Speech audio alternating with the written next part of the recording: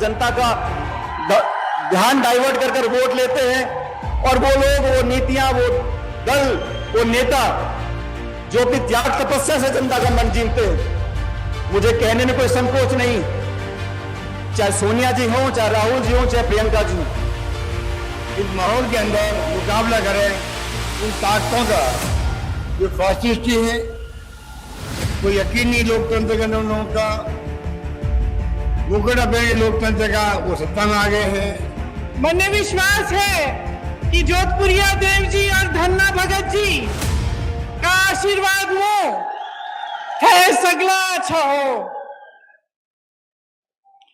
दुनिया के कोने कोने से लोग भक्ति, शक्ति, वीरता और अपनायत की धरती राजस्थान में आते हैं।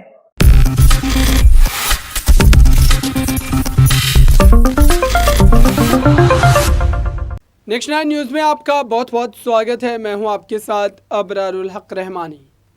मुद्दा आज का हमें चर्चा करेंगे राजस्थान की। दरअसल राजस्थान में इस समय प्रियंका गांधी और कई ऐसे कांग्रेस के बड़े नेता जो है वो अशोक गहलोत, सचिन पायलट के बीच उस राजनीतिक दुश्मनी को ख़त्म करवाना चाहते हैं और उसके लिए कई प्रयास भी किए जा रहे हैं। और आज मैं उन्हीं तमाम बातों का विश्लेषण करूंगा कि इससे कितना ज़्यादा फर्क राजस्थान में पड़ने वाला है। सबसे पहले तो दर्शकों आपको ये बता दूं कि एक मंच पर अशोक गहलोत, सचिन पायलट, प्रियंका गांधी, कांग्रेस पार्टी के तमाम बड़े चेहरे मौजूद थे।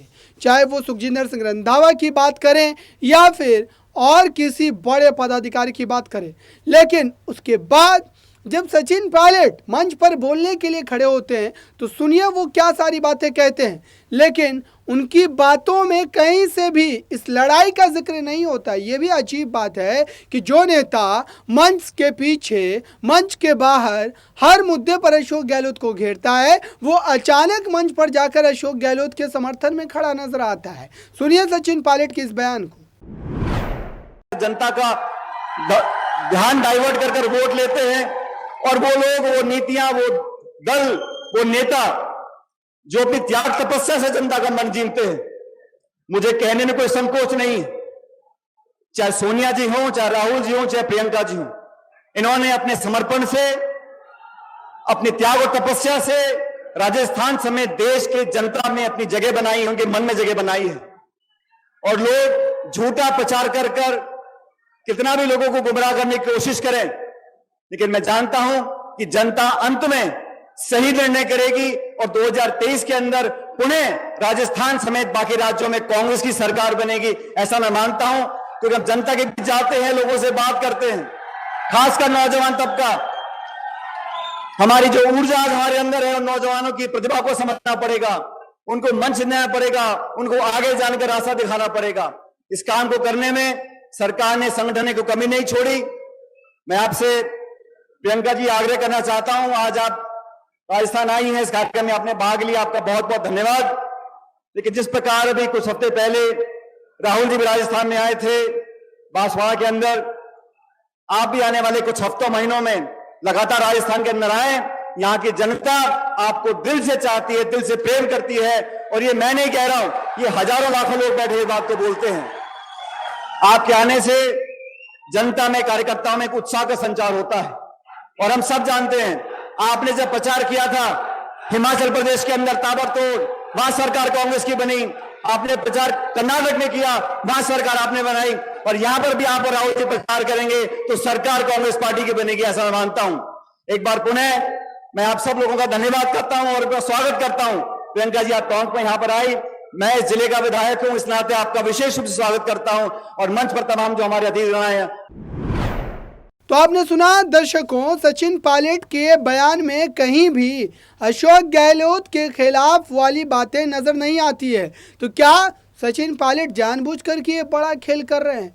और साथ ही आपको ये भी बात पता होनी चाहिए कि जब अशोक गहलोत बोलने के लिए आए, जब उनको मौका दिया गया तो उन्होंने भी सचिन पायलट का नाम बड़े मज़ेदार तरीके से लिया और कहीं भी वो राजनीतिक खटपट की ओर निशाना भी नहीं साध रहे थे, राजनीतिक खटपट की ओर उनका इशारा भी नहीं जा रहा था।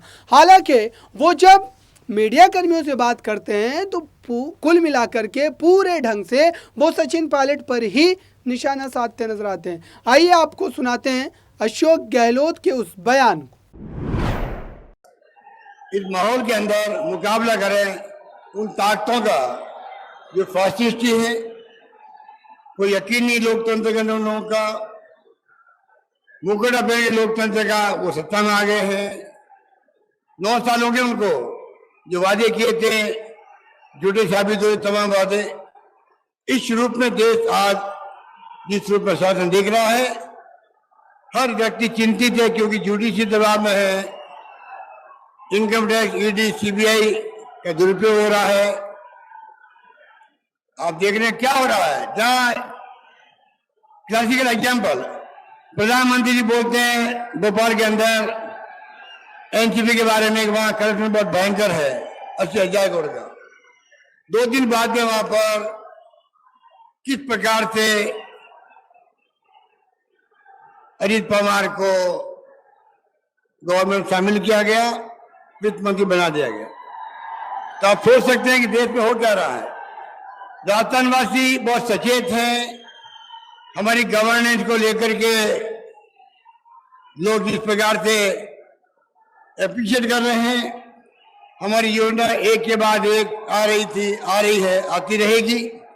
किसान हो चाहे वो मजदूर हो, दलित हो, पिछड़ा हो, आदिवासी हो, सरकार ने कोई कमी रखी नहीं है। जो मांगा हमने दिया। मैंने कहा था आप मांगते मांगते थक जाओगे, मैं देते देते नहीं थकूंगा। उसी रूप में आज गवर्नेंस चल रही है पूरे प्रदेश के अंदर और इसी में चलती जाएगी। आज प्रियंका जी बैठी हुई है। तो आपने सुना दर्शकों, अशोक गहलोत भी अपना काम करके चले गए।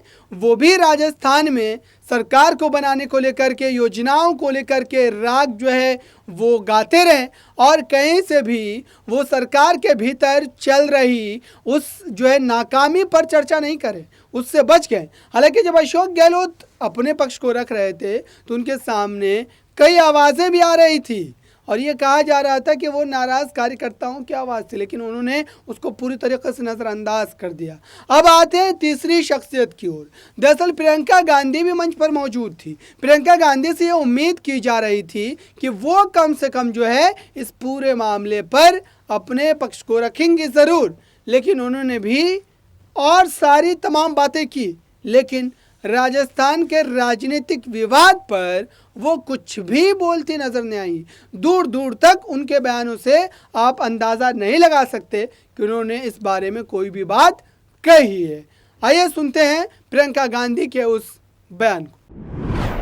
सीखने आते हैं, यहाँ की पुरानी कहानियां को सुनने आते हैं और ये देखने आते हैं कि यहाँ की वीर और साहसी जनता किस तरह से अपने जीवन के संघर्ष में आगे बढ़ रही है। आपका प्रदेश कर्तव्य, सेवा और वीरता का मिसाल है। इस प्रदेश पर, राजस्थान पर हमारे पूरे देश को गौरव है।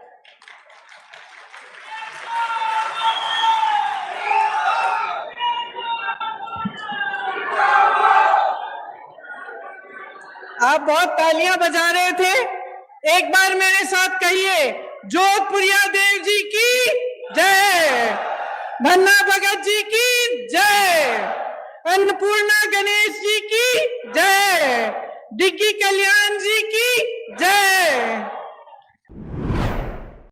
तो आपने सुना दर्शकों, अब कांग्रेस पार्टी के लिए एक मुश्किल परिस्थिति ये पैदा हुई कि ये जो तमाम लड़ाई चल रही है राजनीतिक, दरअसल इस लड़ाई के बीच ही कांग्रेस पार्टी को एक बड़ा झटका लगा और बड़ा झटका जिस तरीके से लगा है वो काफ़ी ज़्यादा हैरान करने वाला। दरअसल ज्योति मिर्धा जो कि कांग्रेस पार्टी की पूर्व नेता रही हैं और उन्होंने भारतीय जनता पार्टी में जाने का फैसला कर लिया। दिल्ली में आकर के वो सीपी जोशी के सीपी जोशी जो कि बीजेपी के अध्यक्ष हैं राजस्थान के, वो और वहाँ पर भाजपा के तमाम बड़े लीडर मौजूद थे। उनकी मौजूदगी में उन्होंने भाजपा में शामिल होने का फैसला लिया। देखिए इस दृश्य।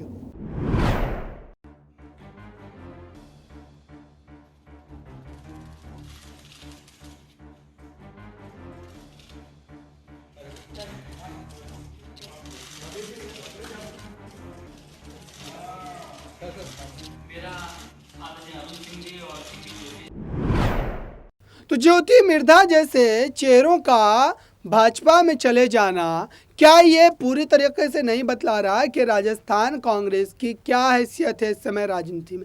लेकिन इन तमाम बातों को अगर हम छोड़ भी दें तो क्या ये मान लिया जाना चाहिए कि राजस्थान में अब ये पूरी राजनीतिक जो परिस्थिति है वो बदल चुकी है? आने वाले दिनों में क्या उलटफेर होंगे उस पर भी तमाम अपडेट हम आप तक पहुंचाते रहेंगे। फिलहाल इस खास रिपोर्ट में बस इतना ही। जुड़े रहिए बड़ी खबरों के लिए नेक्स्ट 9 न्यूज़ के साथ।